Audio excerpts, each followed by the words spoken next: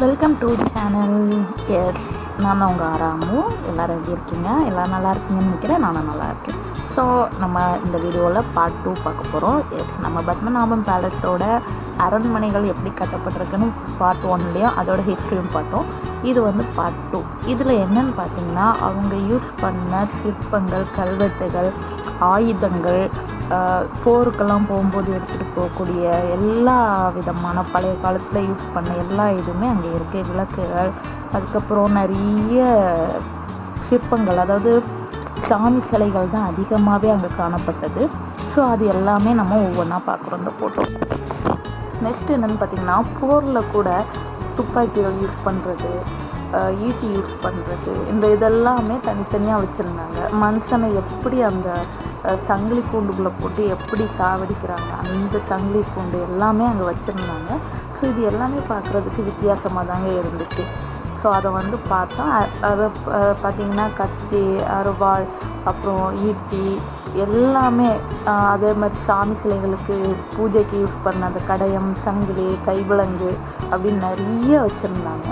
எல்லாமே ஒவ்வொன்றா பொறுமையாக பார்த்துட்டு வர்றதுக்கு உங்களுக்கு ஒன் டே கரெக்டாக தான் இருக்கும் நீங்கள் பார்த்துட்டு வர்றதுக்கு.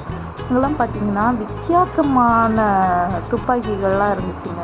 பழைய காலத்தில் யூஸ் பண்ணது அதெல்லாம் பார்க்குறதுக்கு, இதெல்லாம் யூஸ் பண்ணியிருந்தாங்களா அந்த காலத்தில் கூட அப்படின்னு இருந்துச்சு.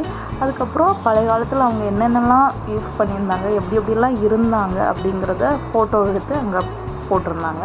அதேமாதிரி கன்னியாகுமரியில் எந்தெந்த பிளேஸில் என்னென்ன ஃபேமஸ் அப்படிங்கிறதையும் அங்கே போட்டு அழகாக ஃப்ரேம் பண்ணி வச்சுருந்தாங்க. ஸோ அது எல்லாமே பார்த்துட்டு, அது உள்ளே பார்த்திங்கன்னா அழகாக ஒரு சின்ன கார்டன் மாதிரி அழகாக செட் பண்ணியிருக்காங்க. அதையும் பார்த்துட்டு ரசிச்சுட்டு வந்தோம். ஸோ இதுதாங்க இந்த பாட்டோட நீங்கள் பார்த்தது.